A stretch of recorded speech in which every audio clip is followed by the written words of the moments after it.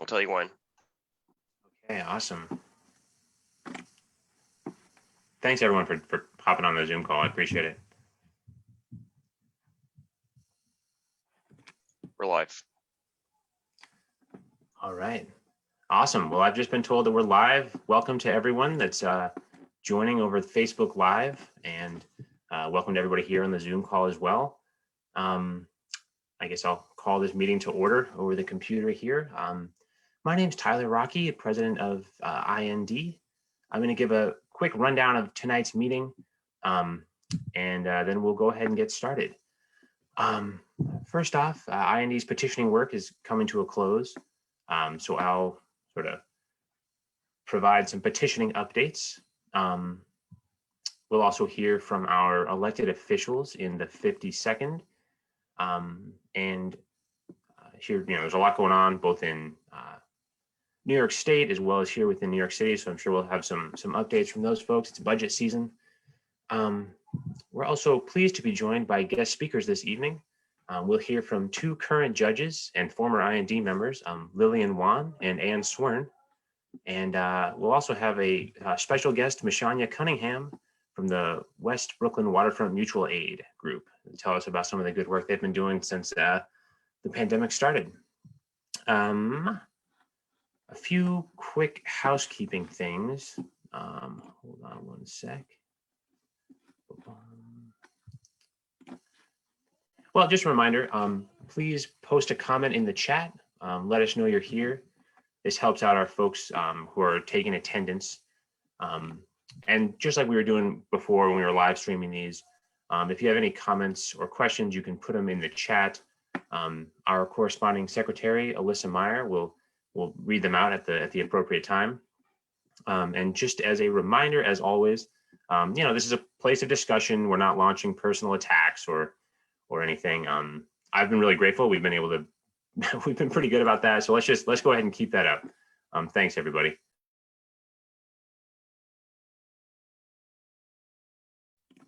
All right. All right. So I guess we'll just sort of launch right in here. Look, petitioning. Just thank you everyone for all the hard work you did. I have to be honest, I wasn't sure what to expect with the pandemic and reluctance of petition signers and perhaps reluctance among petition carriers. I was sort of talking with people beforehand thinking we might get 800 to 1,000. I just heard an update from Joan and Jason that we actually have 2,600 petitions, or rather signatures on hand. So 2,600 is a really good showing. And thanks to everyone, especially Joan Millman, who put in a ton of work. Absolutely could not have done this without her. I think she's actually at the drop-off site right now, collecting more people's petitions. She was absolutely tireless in this and really, really made it easier for me coming right off the bat. This is sort of new to me as a new president, and she carried a ton of the load. So thank you so much to Joan. And thanks to everyone who did shifts at the synagogue for pickup and drop off. But really a big thanks to everyone who carried petitions. You all know who you are. People really showed up and everyone kept it safe with masks and hand sanitizer and everything. So in a pretty bizarre petitioning environment, folks really did a great job, and I'm very grateful for that. We also had candidates come out and petition with us, which always makes it more fun and seem a little bit less sketchy, I think, to the innocent passersby. So thank you to Rosemary Montalbano, Inga O'Neill, Gila Capel, Bridget Ryan, Lincoln Ressler, and of course, our own Joanne Simon, all of whom came out and petitioned with us, which was great. And then finally, thanks to Howard Grobert and Marty Connor, who are binding and preparing our petitions.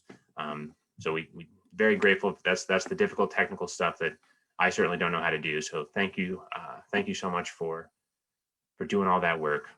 Really good job, everybody. And that was, by no means was this a guaranteed thing. It's because of all your hard work. So I really appreciate it. And on to the next thing. Now the petitioning is over. We'll be posting events for phone banking and other candidate support activities over the next few weeks. So please keep an eye on your email and social media. Danielle, I don't know if is now a good time to jump into, like, we have a few events already kind of in the works. So go ahead, Danielle. Yeah, I just want to reiterate the thank you to everyone who came out. I was at the synagogue with Joan last night collecting petitions, and it was a nonstop revolving door. So really good turnout this year. Like Tyler said, now is the time to start getting in the weeds with some of these campaigns, and they've got events. So Scott Stringer has every Saturday opportunity to review all volunteer opportunities for anyone who wants an introduction. They have text banks Tuesdays and Thursdays from 4 to 6. They have phone banks Mondays and Thursdays and Saturdays and Sundays. Brad Lander has some petitioning this weekend, as well as phone banking and friend banking, which I don't know what that is, but I'm sure they will give you a tutorial on everything you need to know. Finally, Lincoln, I think many of you know he came down with COVID, so he's really bummed about not being out there. And this is his birthday weekend. So tomorrow night he's doing a trivia night, which I'll be attending. Sounds like fun. And he has some phone banks this weekend and some recurring phone banks. So we are going to make sure this is all on the IND calendar and encourage folks to plug in. And I think Seamus had a couple of additions here. Yeah, thanks, Danielle. So I was literally just texting with Bridget Ryan. We do have a few phone banks and text banks coming up, and also some canvassing stuff. She also, I literally am not doing this for self-promotion. She literally told me to mention that she hired me as her communications director. So not trying to be a shameless plug, just following orders. But really also, as Danielle said, subscribe to the IND calendar. This is where you can see everything that we're doing, because I'll make sure it's all on there. Thanks, everyone. Awesome, thanks, Seamus and Danielle. And yeah, I mean, just another quick shout out to Alyssa, who I think I texted or emailed like 150 times with schedule modifications. So I'm really grateful for her patience and quick reaction times as I made a lot of probably excessive modifications to our petitioning schedule. So thank you so much to Alyssa for that. So sorry to interrupt while we're on the topic, and I see people are still filtering in on Facebook. Feel free to go to indbrooklyn.org. This is a shameless plug. Go to indbrooklyn.org and check out our calendar for all the up-to-date information. You can also subscribe to the calendar and put it directly into your Google Calendar or Outlook calendar. I know a lot of you love us that much and want to be fully integrated with the IND calendar, so feel free to do that as well. And yeah, that's where you can go for all the up-to-date information. I'm putting all the stuff that folks are mentioning tonight on there as well, so you can click in and see individual details for all the events. Yeah, thanks. Awesome, thank you so much. And just because I know a couple of folks have had trouble getting in, they're finding the Facebook link, so I'll just mention again, IND and Joanne volunteers collected a total so far of 2,600 petition signatures, which is a great effort and reflects a lot of hard work from a lot of folks. So thank you all so much. And with that, I think I will just see if there's any updates from any of our elected officials from the 52nd Assembly District. Jesse or Joanne, I don't know if, which one of you would like to hop in first, but we'd love to hear from any updates or thoughts you have on the goings on. I'm happy to cede to Joanne. Oh, okay. I feel like you were probably had in mind what you were going to say more than I did. So I'm going to report back from the Albany Zoom front, which is that I'm not in Albany, I'm here, I'm Zooming into Albany. And we are in the thick of the budget, which is it's always an interesting time, as Joan will tell you, but it's probably even more interesting this year because we have now been through a year of pandemic. We have just to remind people of the process, the governor puts out his executive proposal in January. He then makes amendments, 21-day and 30-day amendments. And then we do budget hearings, et cetera. And then we work on our one house resolution. So it's the Assembly's proposal for the way the budget should be. The Senate does the same thing. The Senate and the Assembly are on the same page about much of it. There may be particular issues or particular programs, let's say, that the Senate proposes to fund at a different level. That is part of what that whole negotiation process is. And usually there's a good deal of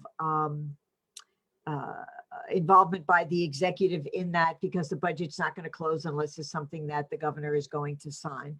And so we voted on the one House Assembly budget on Monday, where we put in a significant amount of revenue raisers, not the entire, proposal of 6 bills that had been going around, but a good bit of that.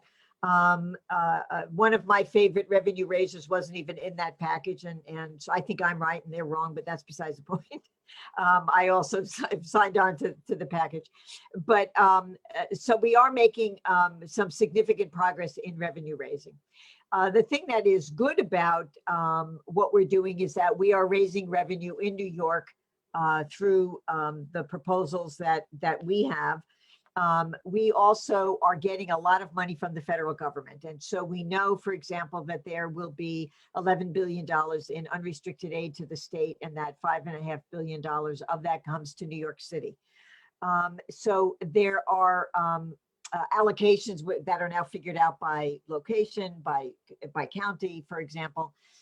And there is money specifically targeted for education, money specifically targeted, as you know, billions and billions of dollars targeted for the MTA. There is a fair amount for infrastructure. I should actually get my my notes, but let's see. I didn't actually think to open to my my notes for this, but the reality is that we're getting significant money from the federal government. What we will not be able to do in a budget is always 1 year budget, right? We don't budget for 3 years or 5 years. You know, the old Soviet Union used to have the 5-year plan kind of thing, right? We don't budget that way. So one issue is that the money that we get from the feds, we are not going to be able to use all of it for those purposes within the 1 year anyway. Some of it is money that we wouldn't be able to spend right away. And of course, as we do revenue raisers, that money doesn't come in immediately, because even if you pass it, then you have to wait for the taxes to be generated, or the income to be generated. So we're sort of juggling that as part of the analysis there. So the One House budget is online. It's on the Assembly website, and you can review it. It's fairly extensive. I'm pleased that we actually are making a lot of progress on revenue raising. We are not done with that. You know, many of us believe it should be a floor, and that we should go back for more as we negotiate this budget with the other house and with the governor. I think that is a good approach to the next step in the negotiations. And I think that I'm joined by a fair number of people on that. What I think is also positive about this is that as we sort of pace ourselves on the New York revenue raising, we will have wiggle room with the federal money going forward. And that next year, when we come back to do the next budget, there is also room for revenue raising at that time. And that will be based on having a more experience with the use of the federal money, how it's being targeted, how that revenue raising is actually going in the state of New York, and where we need to raise that revenue. There are a couple of areas that clearly we are very concerned about: the governor's budget, which would really cut a lot of money from programs that help children. One of the great things about what the feds just did is that they really are increasing programs that will make a huge difference in cutting child poverty, and that's a significant problem throughout our state. And as well as in Brooklyn. So that's sort of the budget issue. Beyond that, obviously, there is a lot of conversation around the nursing home issue. We've just passed a raft of bills to address the nursing home issues, including staffing, including the use of psychotropic medication, a number of bills we had passed previously or were almost going to pass that have now passed as a very large package of bills that will address long-term care and nursing home issues. And so we passed those last week and a little bit this week. We also did a package of bills today that increased transparency in terms of FOIL as well as in terms of the public officers law. So those are the basics. Obviously, a lot of discussion around the report from the Attorney General with regard to the nursing homes. And of course, there is the whole issue of the reports of inappropriate behavior by the governor with regard to what in some cases might be sexual harassment and others might not quantify, but the Attorney General is doing an investigation into that. The Attorney General has hired two attorneys to do that, one of whom I know very, very well, and I can say is an extremely sharp, capable person in whom everybody can have faith that the investigation will be fair and extremely competent. And in fact, a constituent of ours. And the other issue, of course, is the Speaker asked the Judiciary Committee to launch an inquiry into the allegations for purposes of the Assembly deciding what the Assembly's position might be with regard to the governor and whether or not, for example, depending on that investigation, there might be a recommendation for censure or some other action as regards the governor. They just hired this week Davis Polk, three leading attorneys, two of whom have worked, one of whom worked on the Mueller team, and another person who's also was a career prosecutor before joining Davis Polk. I don't know much about those attorneys personally. They certainly seem to be competent. They also seem, in some of them, to have done defense side work. There's been some criticism about that, but it seems to me to be a pretty strong team. And I have a good deal of faith in Chuck Levine, who is the Assembly member, who's the chair of the Judiciary Committee, who's been a lawyer for a long time and has done many investigations himself as an attorney. And I believe will be able to sort of lead that team or coordinate with that team in a very thorough and forthright manner. So that's my report. And I'm certainly happy to answer questions. Awesome, thank you. Does anyone feel free to post any questions about the Albany goings on in the chat? I don't know, Alyssa, if there's any that have popped up in the interim. No questions yet. Feel free to, again, pop any questions in the chat. We are monitoring. And while I'm here, feel free to check in as well so we can count your attendance on this Facebook live stream. That's right. Throw in a chat. Witty comments encouraged, not required. While we're just making sure we have time for folks to post questions, I will say Karen Johnson just texted me an updated petitioning total. Looks like we have in hand 2,736 signatures. So that's an update from even what I posted or what I said a few minutes ago. So again, that was a lot of work and a lot of people did it. So thank you so much for everybody. Those were the IND petitions, or did it also include the ones that I had that were not IND?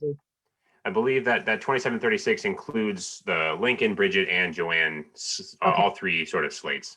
Okay. So it's great. That's a really good effort. Excellent. Yeah. So Alyssa, should we pause? I'm happy to just thank you so much, Assemblywoman Simon. Jesse Pierce, 52nd Assembly District Leader. Any updates you'd like to provide? Yes, hello. Thank you so much, Tyler. Great to be with you all. Always hard to follow Assemblymember Simon. Thank you so much. I'll also say thank you for your early call on the governor to resign for his conduct. That certainly made me feel proud with regarding your representation. So thank you so much. I can't hear you very well, Jesse. Oh, let me switch my audio. Thank you for that.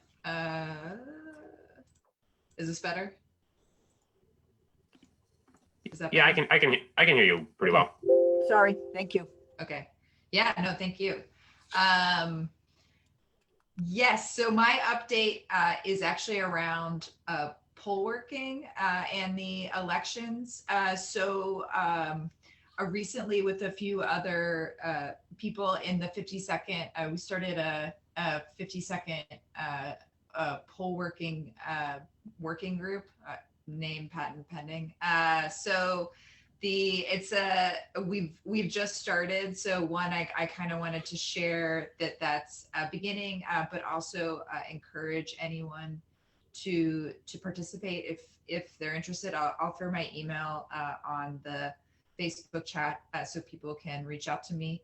We're meeting on Monday nights at 8 p.m. And like I said, the effort is very early. So what we've started doing is we have a list of the coordinators from the Board of Elections from the November election, which another shout out to Joanne, who very patiently walked me around to a lot of sites last November. So I met a lot of folks in person. But we're gonna try to reach out to people. The whole intent of the effort is since we're about 3 months out from the election is to be more intentional when it comes to the poll working sites and to see if we can, one, retain a lot of the new energy that we saw in November. A lot of people were excited to work the polls, especially with COVID, and a lot of poll workers tending to be older. So trying to bring on folks who were younger, so less of a high risk category. And we heard a lot of really strong feedback from both new folks and people who have been doing it for a long time that the new energy was really welcome.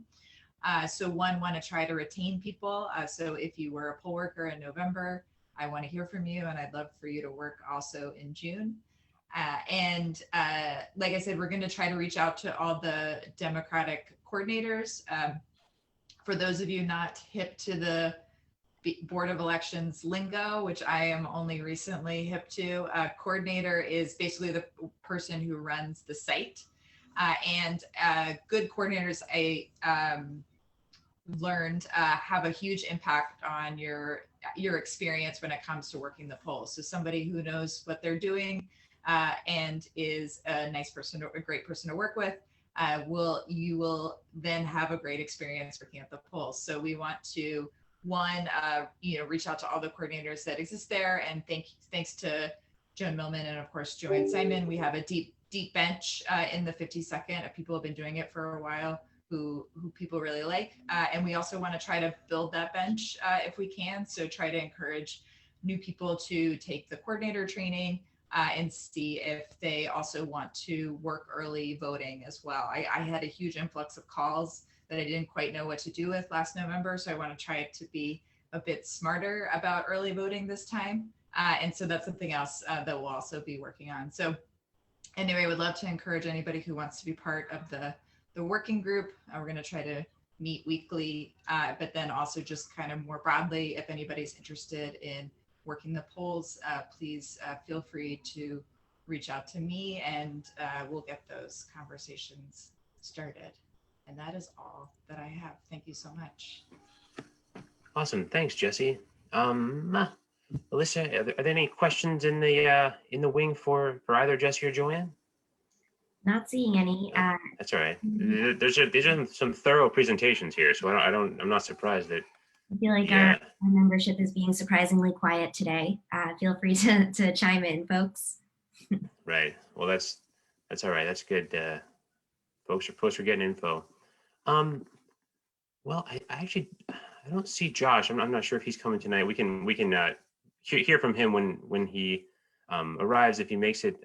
So I think now we'll sort of move into the guest presenter portion of our evening. First up, it's my pleasure to introduce up until very recently an IND member, former district leader right here in the 52nd, and currently serving as a judge in New York City. And one of my very first memories of IND was having to psych myself up. I was so nervous to go to an Ann Swern fundraiser, and I finally went in everyone was very, very nice, including Anne, and here we are. So my pleasure to introduce Anne Swern. Thank you so much, Tyler. And I don't know why you have to be psyched up to come to a fundraiser, but it's always a pleasure to see you and speak to you. And congratulations on your new position there. And I thank you for your service to our community. Same thing with everybody who works very hard at IND, and of course our elected officials, Assemblywoman Simon and District Leader Pierce. Thank you so much for serving our communities. I know sometimes it's thankless, but it is definitely appreciated. I just want you to know from a constituent, it is definitely appreciated. Alyssa, thank you for your service to IND and everybody else, Seamus, Stephen, and everybody who I can't see on live stream. I'm happy to report back to you guys because there are things I didn't know until I actually became a judge about the process and how to get there. And you are the guys who elected me to be the judge. I am a first municipal district judge, which means that there were only people in the first municipal district who actually elected me. And that's mostly the 52nd. There's some other small pockets of non-52nd assembly district that appear in the first municipal district, but by and large, it's the 52nd. So I'm happy to report back to the people who elected me to the position that I hold right now, which is a civil court judge.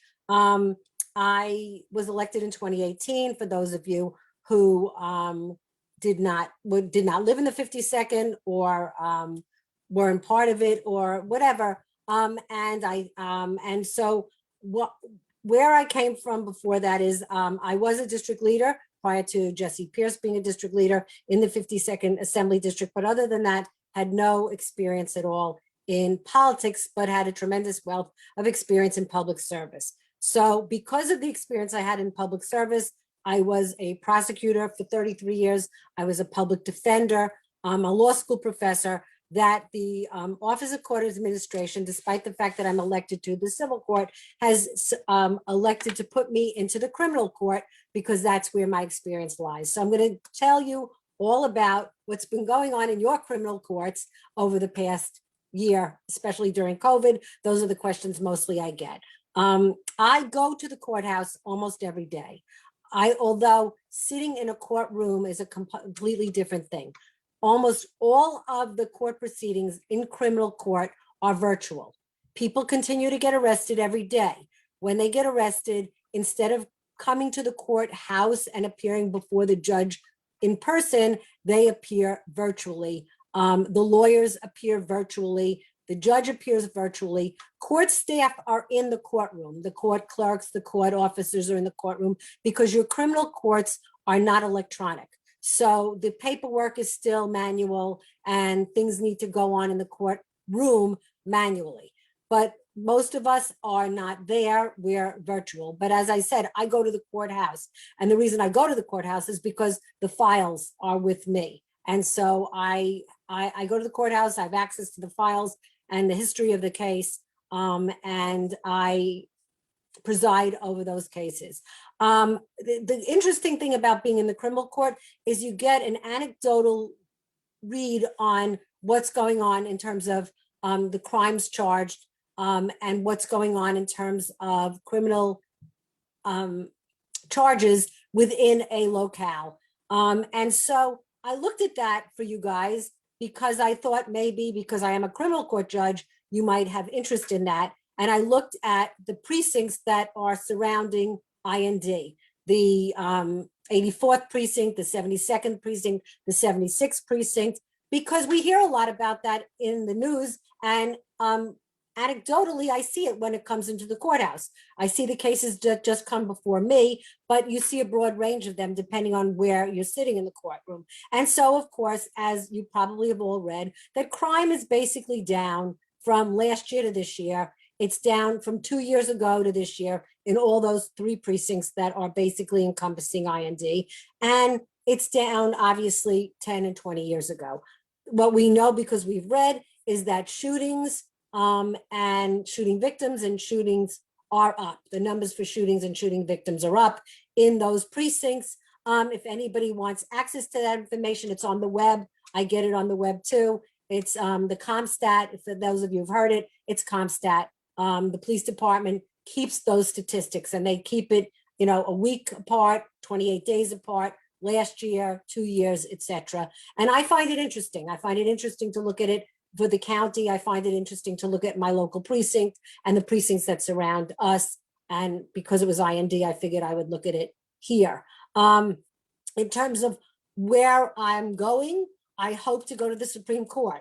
I hope to be elected to the Supreme Court. That's a whole different process that I didn't know about before I became the district leader, learned about it as I was a district leader. The district leaders are very influential in helping to decide who is appropriate for nomination on the Democratic Party's ballot.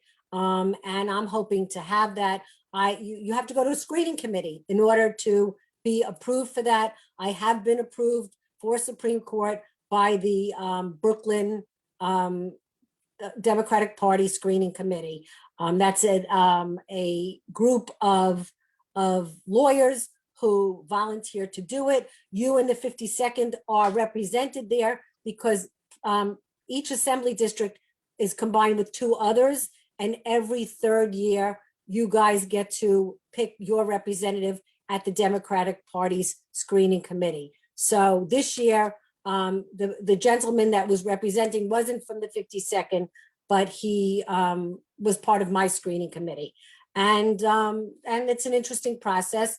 The other thing I will say to you guys is, and I teach Brooklyn Law School, so I say this to my students all the time. If you want to see what's going on in court during COVID, in the criminal court during COVID, I invite you to contact me. Next week, I'm working an all-purpose part, which means you see all kinds of cases prior to trial, exactly what's going on in them. You can see it as if you were sitting in the courtroom, except that it's going to be virtual.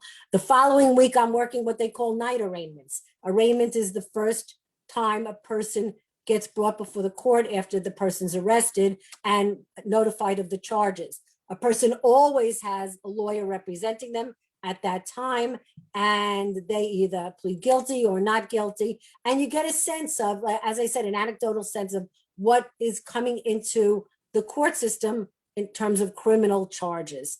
And I invite you, if you want to watch night arraignments at any time, contact me and I'll arrange for you to get the link and you can come, because these are public proceedings. All courtrooms are public unless they're specifically closed to the public after application to a judge. So that just because it's COVID and just because it's virtual doesn't mean that they're not public courtrooms. And so I invite you to come and watch. Then you'll know what's going on in your courthouses and in your courtrooms. And I'm happy to come back and report back to you, because you guys elected me into the office that I hold. I love the office that I hold. I loved all the other things I did prior to this time. And that's it. And Alyssa, if they have questions for me, I'm happy to answer them. Or if they need my contact information later on, I'm sure you can get that to them and that they could follow up with any questions they might have or come and watch court. Yeah, thanks, Anne. Not a question yet, but Hila Capel says that she watched you on Microsoft Teams and that you were fantastic. So everything endorsement from and I have to say this, this is actually an interesting court thing. It may be a little bit in the weeds, but I don't know if you guys have read about the chief judge wanting to merge courts, that there are so many different tiers of the court system that it's very unwieldy for a lot of reasons. And what I think of the most unwieldy is for the litigants. And an experiment into addressing this, people in Brooklyn should be very proud. We have the Red Hook Community Justice Center. The Red Hook Community Justice Center was an experiment in merging courtrooms. What they did is they merged the criminal court for misdemeanors and low-level felonies, and the family court, and the housing court for people who lived in 3 contiguous police precincts, in Sunset Park, in Park Slope, and in Sunset Park, Park Slope, and Red Hook. Red Hook, yeah. And so what happened was, it's an experiment in court merger. One judge, and if a family is challenged with these issues, and, you know, in their public housing, in their, you know, with criminal justice, in family court, there's one judge that knows this family, hears the issues. They may be related, they may be unrelated. And that, so that's one of the issues for the Red Hook Court. The other thing about the Red Hook Court, because it's a community court, is that it's accessible and therefore it's transparent, that people could walk into that building down the block on any given day and see what's going on in their community in terms of justice. And when it was envisioned, though those many years ago, it had a lot of services. It had drug treatment services, mental health services, tutoring, after school, all sorts of cleanup activities and community service. And the notion was that you didn't have to be a litigant in the courtroom in order to walk into that courthouse and get services. And that, in fact, is what happened. The kids from the local neighborhood would walk in, they became friendly with the court officers would tutor them. The court officers and they started a basketball league. And it was really a great community resource in Red Hook. But this talks about court merger in the sense that the 3 courtrooms are now are combined into one. Our Chief Justice has been proposing, and the legislature will certainly at some point take this up, about streamlining this whole system so that the whole system has basically 3 different levels. And so if you wanted to go see what's happening in the Red Hook Community Court, because it's a really interesting problem-solving court, I could arrange for you to be invited to Judge Calabrese, and you could watch what happens there as well. You'd be very proud. As Brooklynites, you'd be very proud that this is what's going on in your county, not to mention all the other problem-solving courts that are going on in your county. The mental health court, the drug court, there's a sex trafficking court, there's all sorts of other type domestic violence court. There's all these problem-solving courts. The reason I know this is because I was active in them as a prosecutor and a defense attorney, and I teach problem-solving justice at Brooklyn Law School. So my students and I do this a lot. So if you have any interest at all in not only feeling the pride, but seeing what you could be prideful about, I encourage you to come watch them. You can watch them virtually. You can watch them when we all get back to in-person proceedings, if you'd like, and please contact me if you wish to do so. Awesome. Thank you so much, Anne. Thank you for coming. And actually, this is perfect timing because I see Miss Lillian Wan has just joined us, former IND member, an appointed Court of Claims judge, sitting as an acting Supreme Court justice in the Brooklyn Supreme Court. And I mentioned here also Cobble Hill resident for the last 20 years, where she lives with her husband and 2 teenage kids. Thank you so much for joining us. The floor is yours. Hi, everybody. Good evening. It's good to meet you, Tyler.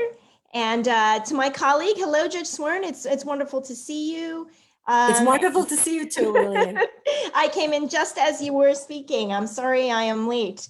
It is good to see you all.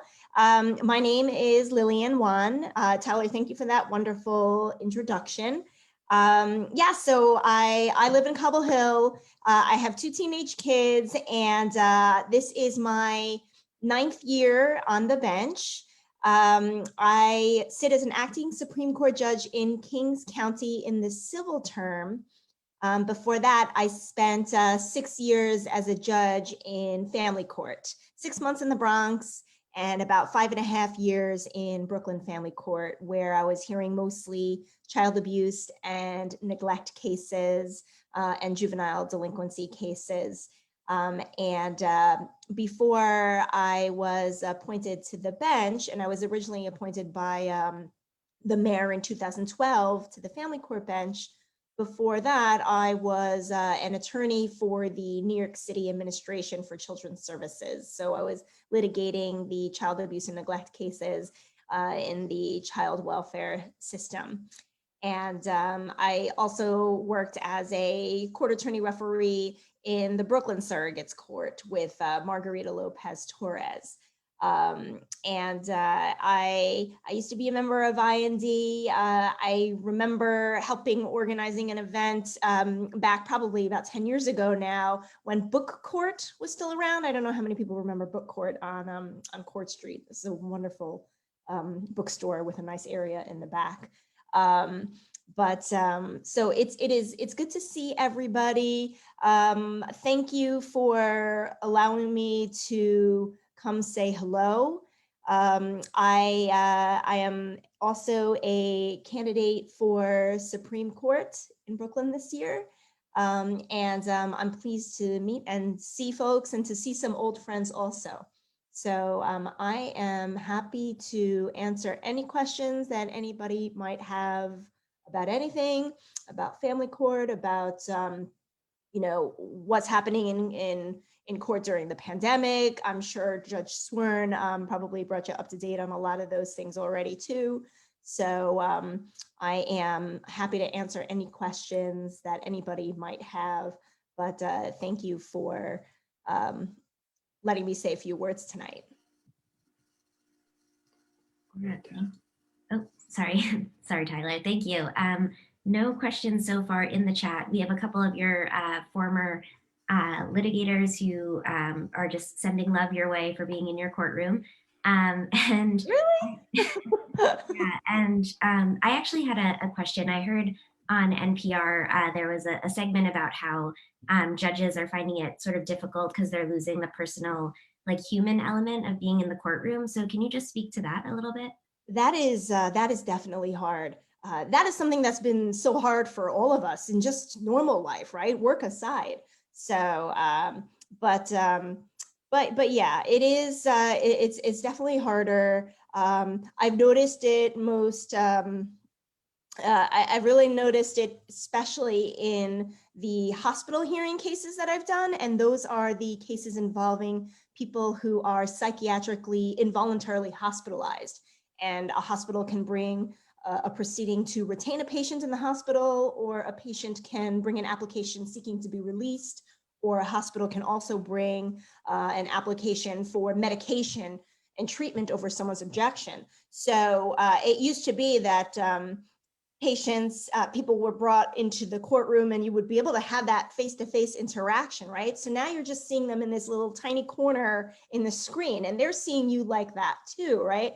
And then there's always a lag, right? So you're speaking, they're speaking over you, or counsel is speaking and they don't realize that they're talking over each other, right? So I think virtual makes things very difficult. And I definitely miss people. I miss seeing attorneys. I miss seeing people in the courtroom. I think that we have done very well in terms of moving forward with all of our virtual proceedings, but definitely miss that human element, So, and that's all around for lawyers, for judges, I'm sure for people that have cases before judges, So it's a great question. Yeah. Interesting. So a couple of questions came through. Carrie wants to know, what are some of the issues in the Supreme Court race? And both you and Anne are welcome to speak on that. And then Gila said, maybe you want to explain a little bit about the Court of Claims. So I'll let you take those two in whichever order you'd like. Sure. So first, with respect to the Court of Claims. So I became a Court of Claims judge in June of 2018. But the funny thing is that I have never actually sat in the Court of Claims. I was designated right away as an acting Supreme Court judge. So a lot of the appointed Court of Claims judge don't actually sit in the proper Court of Claims. The Court of Claims hears exclusively lawsuits that are filed against New York State.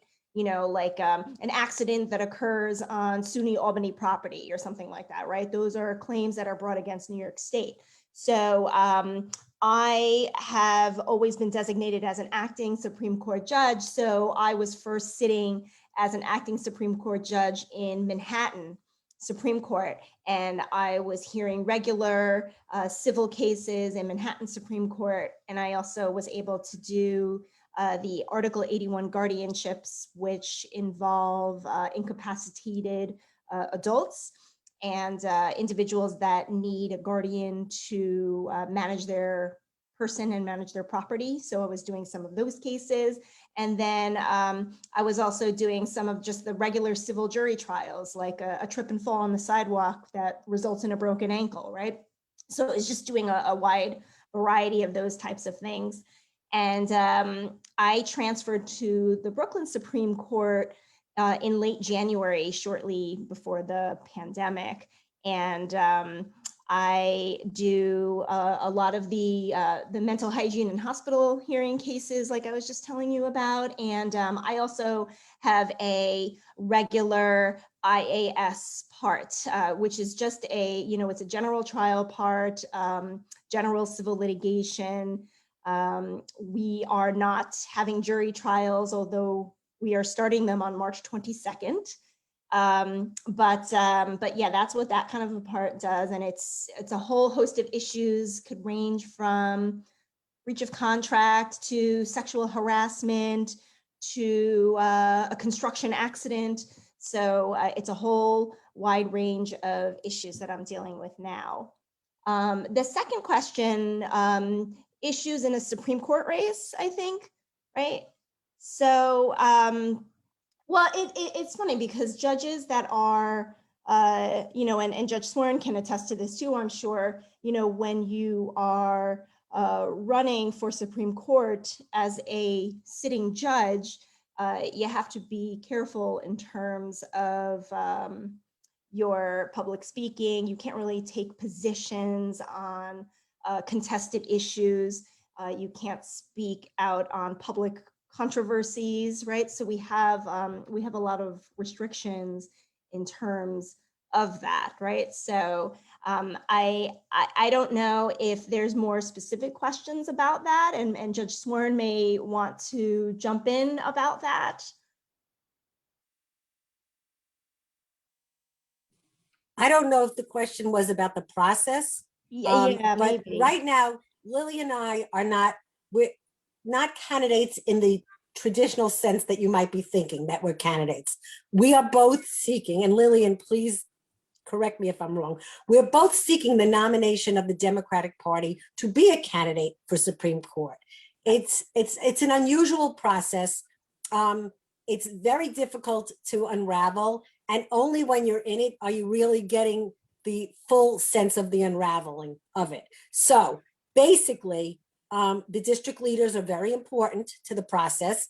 The district leaders make recommendations to the judicial delegates, and the judicial delegates then decide whom they think should be on the ballot that you will see, the voters will see. So you won't necessarily see Lillian Wan or Ann Swearn on a ballot, even though we're talking to you. But we, as Judge Wan was saying, that in order for us to even speak to you or engage in any kind of public interaction, we have to put our hat in the ring to do so. And that's where, remember I was saying about the Judicial Screening Committee of the Democratic Party. So we let our bosses know that we're interested in doing this. We put in an application to the Democratic Party Screening Committee.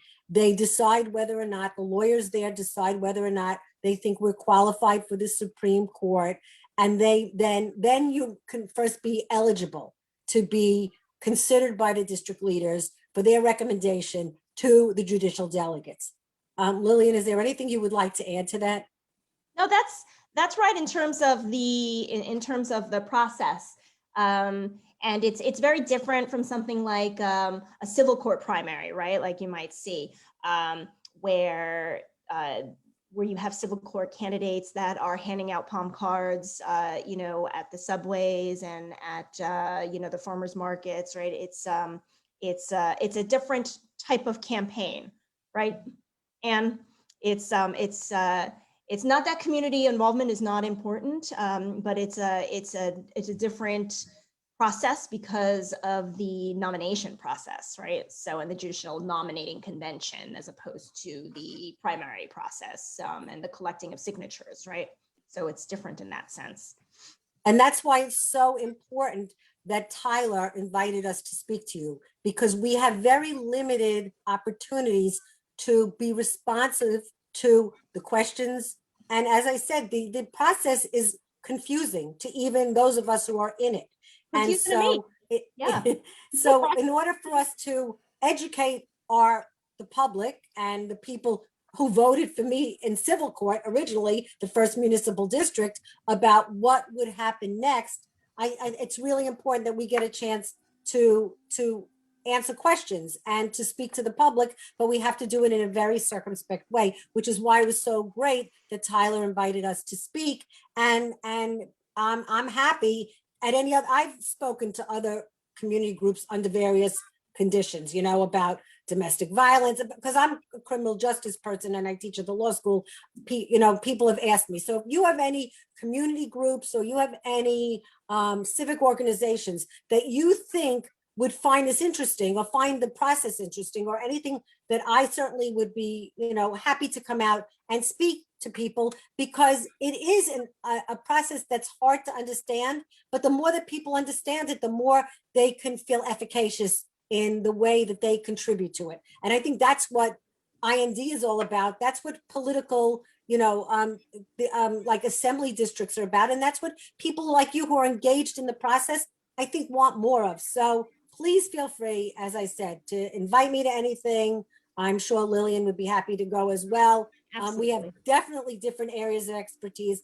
And while we're looking for the same job, there's not only one of them. So don't worry about that. Yeah. Awesome. That was Well, super helpful. Sorry, there's a lot of comments in the Facebook group about how helpful that was. And Melinda said she's loving this discussion. And as I think I'm a judicial delegate, and I don't think I knew anything of what you said. So that was very, very helpful. Yes, Yeah. thank you so much. Thanks to both of you, because you know, every time I hear about this, I learn a lot. So very grateful for you both taking the time to speak with us tonight. Thank you guys so much. And everybody stay well. Your loved ones stay well. And Yes. thanks for all your great work on behalf of those of us who live in the 52nd and those of us who live in IND's area of concern. Stay safe, stay healthy, and it's so good to see everybody. Thank you so much for giving me an opportunity to say hello. Our pleasure. Thank you both. So now I'd like to introduce our next guest from the West Brooklyn Waterfront Mutual Aid. We have Ms. Shania Cunningham, who's going to tell us a little bit about the West Brooklyn Waterfront Mutual Aid. I'm really grateful that she's joined us, because I just think it's important to highlight, you know, I don't know if you guys remember almost exactly a year ago when the sky was really falling and we weren't sure what was going on. I mean, you know, these folks' first instinct was to organize and figure out how to help their neighbors in need. So I think that's really commendable. And I'm happy to turn the floor over to Ms. Shania. Thank you, Tyler. Hi, everyone. My name is Mishania. I'm actually going to do a presentation because I'm the worst public speaker, and so I need an aid. So let me just get that up and running. Can everyone see that? Yes, looks good. Okay, perfect. So as Tyler said, I'm a volunteer at West Brooklyn Waterfront Mutual Aid. This mutual aid started in March as a direct response to, there we go, as a direct response to the pandemic. I'm sure you've probably heard of mutual aids most recently because of what happened in Texas and what is still going on in Texas and how the mutual aids have really stepped up. So we are just a group of neighbors in the West Brooklyn area helping our neighbors, essentially. So we provide groceries, PPE, baby supplies, other assistance. We've had people reach out that needed something like a walker or a winter jacket. So we're really just there to help and assist in any way that we can. As I said, we serve the West Brooklyn area, so that includes Brum Hill, Brooklyn Heights, Gallup Gardens, Cobble Hill, Columbia Waterfront, and downtown Brooklyn. But we try to serve neighbors who are in need, and that is not limited to these areas. We've gone all over Brooklyn. Most recently, we are trying to refer out because there are a lot more mutual aids. So we've been referring a lot of people out, but if we get a call from someone who do not have a mutual aid, we're always willing to help. So we will never turn someone away. So as I said, we provide groceries to our neighbors, individual and family groceries, but we also do bulk grocery delivery to neighbors in Bayview houses, and per week, we'll serve anywhere from 50 to 75. How that works is that we'll get a list of needs from a resident within the building, and we go to Costco, we shop it, and we deliver it. We also have a system in place where we provide 200 to 300 pounds of fresh produce per week to seniors at the Wyckoff Senior Center. We're trying to change that up a little bit and kind of take out the middleman and do a more CSA, which is a community supported agriculture. So meaning we buy directly from local farmers. I'll talk a little bit more about that. During the summer, we also source and deliver AC units. I joined the mutual aid in September and October, so I missed out on all of that. But I'm looking forward to doing that now that it's hopefully getting a little bit warmer. It's supposed to snow, so who knows? And so how do we do this? So it's basically a lot of different people wearing a lot of different hats. So the face-to-face, or the people that you're more likely to encounter if, say, you're a neighbor calling in for help, are dispatchers and runners. So the way it works is that you call our phone lines, we get back to you, we do intake, so we decide whether you're in an area that we can service, or we refer you out. We create a ticket, we send out that ticket through Slack. Someone decides that, hey, I can shop or I can deliver. We send the ticket information out to the volunteers.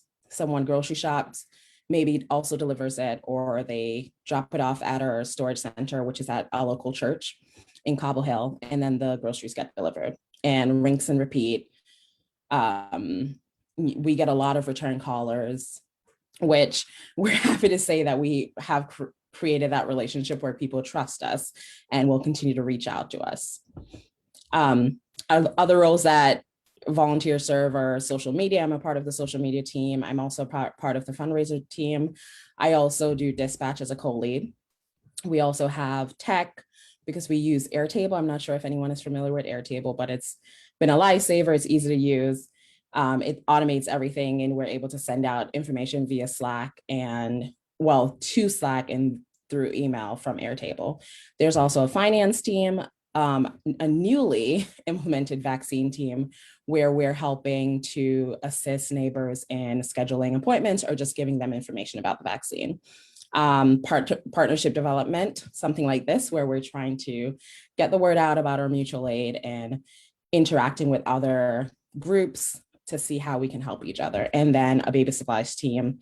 We are big on sourcing and finding diapers for neighbors who are in need in specific houses in the neighborhood. And how do we do this? Obviously, everything is money, but as I said, we're all volunteer-based. We're not government-based, so a lot of our financial support comes from donations from people like you. So we do everything through Open Collective. That way, everything is transparent. You see how money is coming in and going out. Donations are either one-time or recurring. We also do a lot of fundraisers during the summer.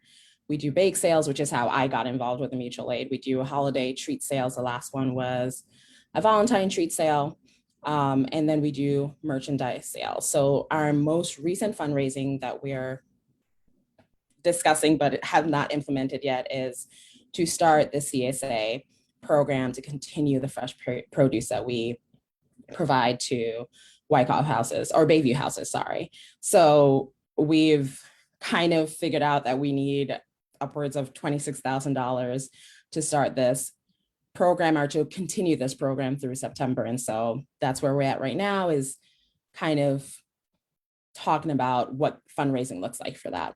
So thank you for having me. If you would like to reach out to us for whatever reason, if you work with someone, or if you're someone who think that you can use our service, you can always call our phone number.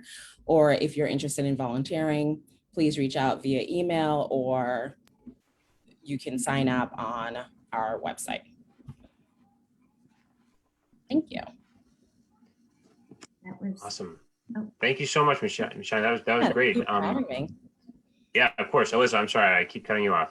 No worries. I'm just excited about all of our speakers tonight. So first, Jason said he plugged his wife's amazing baking, which I can attest to. So definitely throw in some donations, and Jason kindly dropped the donation link in the chat. So be sure to to click through and support our neighbors. Thank you, Jason. There are no other questions in the chat, so I will take a liberty and ask you one myself. I'm curious if there's any thought of sort of formalizing the funding structure, like seeking any city council discretionary funding or going that route in the future. I'm not the best person to talk about the finance part of it, because from what I understand from other volunteers is that unless you're on the finance team, you know nothing about the finances beyond, hey, we have this amount of money to last us until X amount.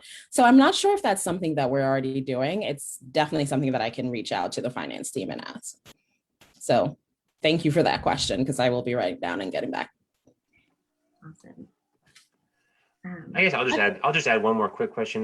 Ms. Shania, is there a particular recurring need or recurring request that, I don't know, that you found surprising or you weren't expecting, like something that people consistently rely on that maybe we wouldn't expect?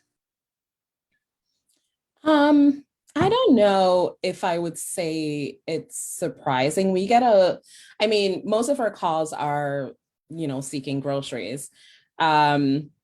I think the weirdest for me is when we're trying to decide on how we want to go about sourcing water for SRO building that we serve.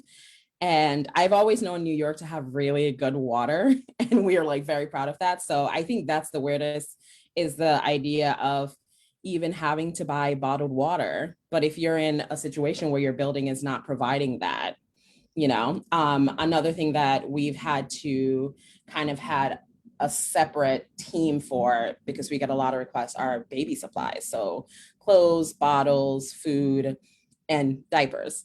That was the biggest request because there's no way to avoid diapers. So yeah, I can attest to that as a parent of a diaper user for sure. Yeah. It's a popular item. I have a question. Yeah. Thank you for your presentation. Thanks for all the work you're doing. I was kind of curious how you guys envision this persisting beyond the pandemic and what the future of the mutual aid group looks like. That's a really good question. I've been thinking about this a lot lately, because as things are slowly starting to get better, where people are getting vaccines and now things are starting to open up. And from the volunteer side of things, I've seen that involvement has gone down a little bit, not for any reason other than people are going back to work. So I've been thinking a lot about, well, on our side, how do we sustain that in terms of having volunteers who can shop and deliver and, can do the work that needs to be done. But in terms of still existing beyond the pandemic, if whatever that looks like, there's always going to be neighbors in need that, that we can help and that might be me, so I don't think the need is ever going to go away. It's really more about, do we have the people to fill that need?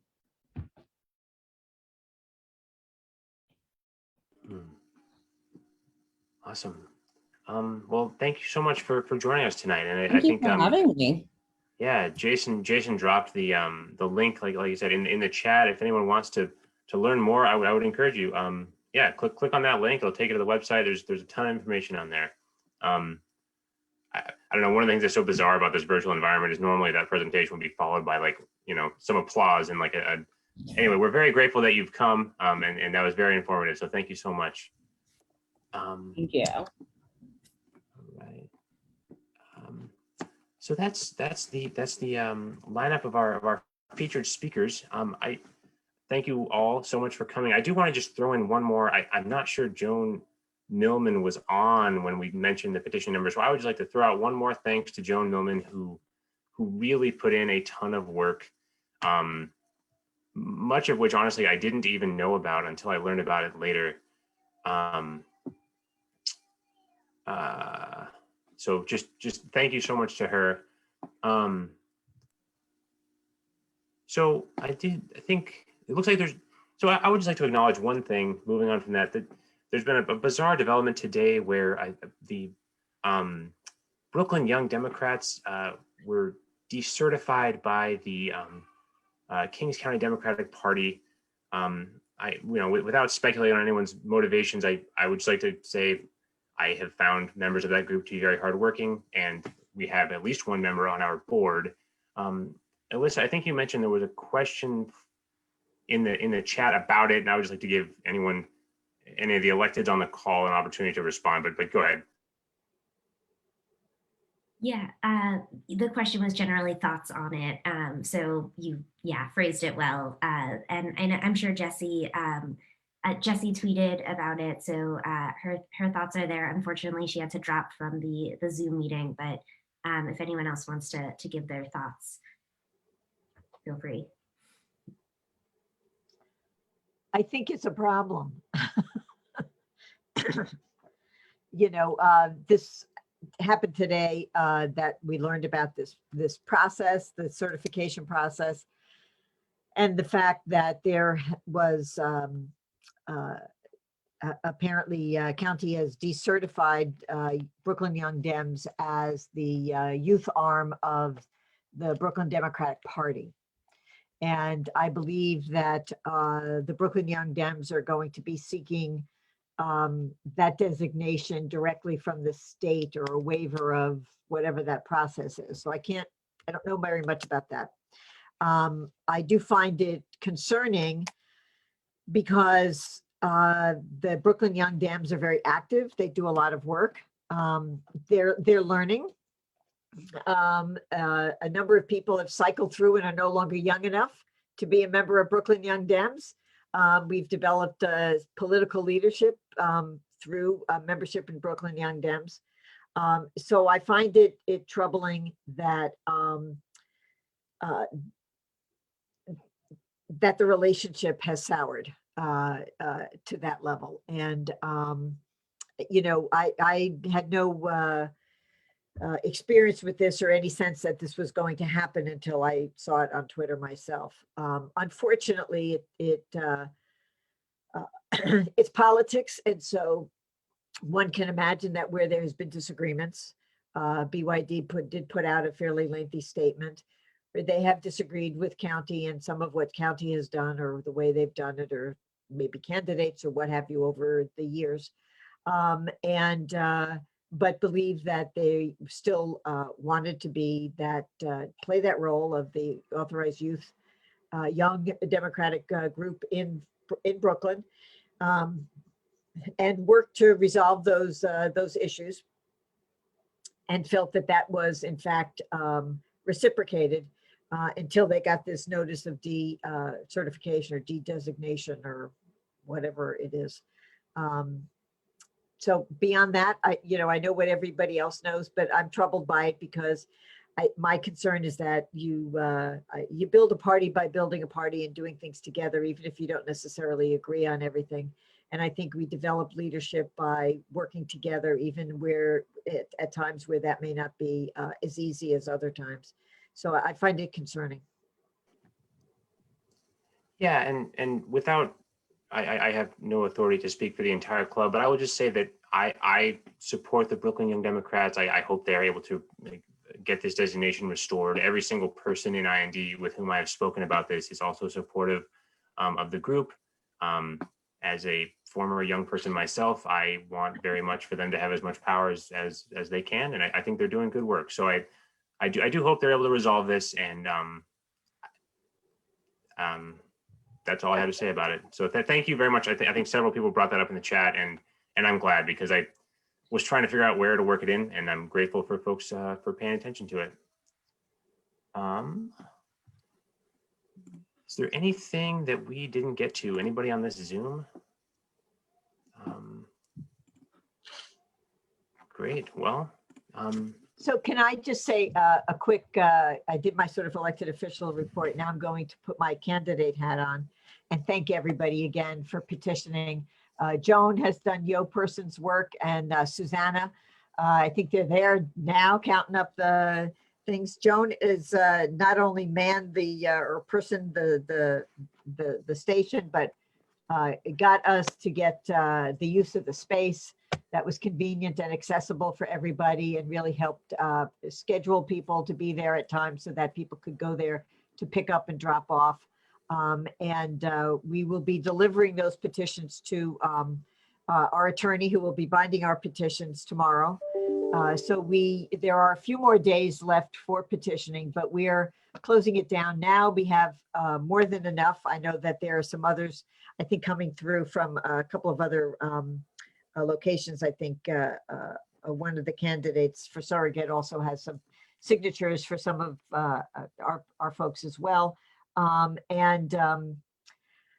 So we only we needed a reduced number of signatures. We got a good amount. We've got multiples of what we needed. So I'm very pleased, and I'm very grateful to everybody who went out and petitioned their little frozen fingers off.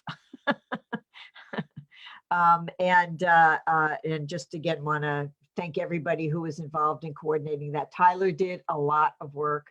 Hal, Art, people are out routinely doing the petitioning. Danielle has been out at the green markets. As I said, Joan and Susanna have kind of locked down the coordination. Kudos, I think.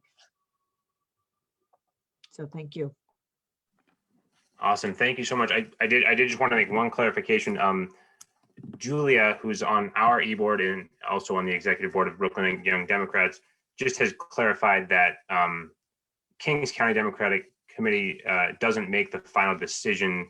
The Brooklyn Young Dems have the opportunity to recertify through the New York State Young Democrats, but this will be the first time they've had to do that because of the decisions of today. So, there's still a route around this, and the certification can happen, but the sort of productive relationship maybe has some work to go.